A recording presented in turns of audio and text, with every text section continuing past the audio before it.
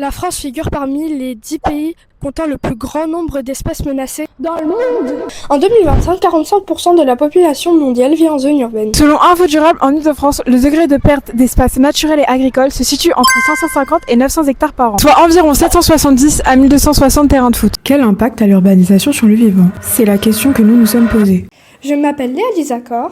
Je m'appelle Mathilde Pouville et nous avons 14 ans. Nous avons constaté, suite aux informations que nous avons rassemblées, que l'urbanisation a un gros impact sur la faune et la flore, plus largement les milieux naturels. Nous sommes donc allés à la rencontre d'Eddy Farcy-Giraud, référent environnement pour la direction des routes d'Île-de-France. En quoi consiste votre métier? Ma mission principale, c'est de faire en sorte que les travaux tapent le moins possible sur les milieux naturels, les espèces, donc respectent au mieux la biodiversité. Pouvez-vous nous expliquer comment vous réduisez les impacts sur le vivant et nous donner un exemple d'action mise en place dans votre travail? Tout d'abord, on doit respecter la loi biodiversité et notamment la directive ERC, une directive ministérielle qui consiste à d'abord éviter au maximum les espaces naturels. Si on ne peut pas éviter, on doit réduire nos impacts, donc le R. Et si on ne peut ni éviter ni réduire, on doit compenser tous nos impacts en créant par exemple des compensations écologiques, c'est-à-dire des réserves naturelles qui seront à proximité des travaux. On fait participer aussi les associations de protection de la nature afin qu'ils nous fournissent leur expérience, leurs préconisations. Comment faire cohabiter l'urbanisation et le vivant? Il faut limiter l'artificialisation, revégétaliser, laisser les vieux arbres, créer des passages à faune afin que les animaux puissent circuler. C'est la nature telle qu'elle est au maximum. Créer des réserves naturelles, des sanctuarisations, respecter le vivant. Ce sera vraiment le meilleur qu'on puisse faire pour les générations futures et notre avenir. Pour préserver la biodiversité et revégétaliser l'Île-de-France, des aménagements sont mis en place, comme ici,